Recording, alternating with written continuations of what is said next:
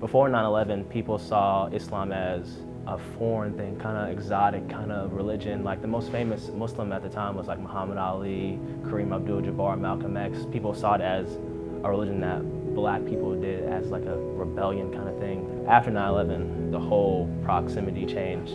People called me a terrorist. Oh, boo, why do you have a bomb strapped to your chest? Oh, boo, why did you do that to 3,000 Americans? So on and so forth.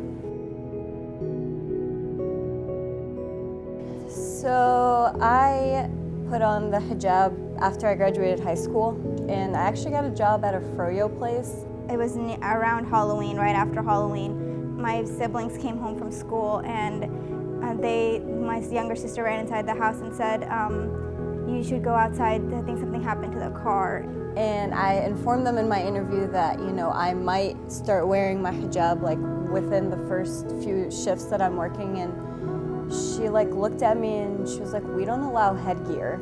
And we ran outside and somebody had broken our mailbox, and they had wrote, F you, terrorists, go back home. And they had thrown the mailbox through our car window. And I was like, this isn't an accessory or like a hat. Yeah. It's a religious thing. And it was just really shocking. It was just we couldn't understand what was going on because we'd never experienced something outright racist like that. I was shocked. I was like, my work ethic hasn't changed. I'm still doing my job. Just because I'm wearing this doesn't make me any different than you.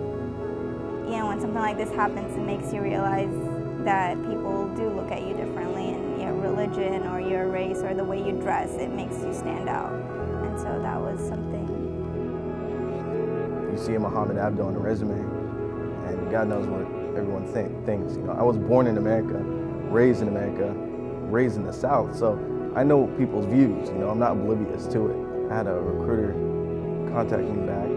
He mentioned on an email if I had my U.S. citizenship. I felt like it was a personal attack because, first of all, my name is Muhammad, and he clearly knows that. He had mentioned that he didn't mean it in that way, and told me he would call me, yet he never called me after that. I actually lost 3 good friends in the Chapel Hill shooting last year.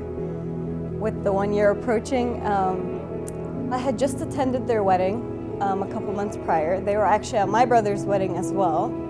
I remember the phone call. I'm goofy and I joke a lot, and typically when I study I put my phone away so I don't get distracted. And it's always on silent. So my friend called me and she was like, hey, are you sitting down? And I was like, what? I'm just studying. And she was like, no, are you sitting down? And I was like, can you just get to the point? I'm trying to finish studying so I can go to bed. And she told us that Diat had been shot, and then she said, and it was his wife too, Yusr. And I was very, very, I couldn't even take it in. I was like, what?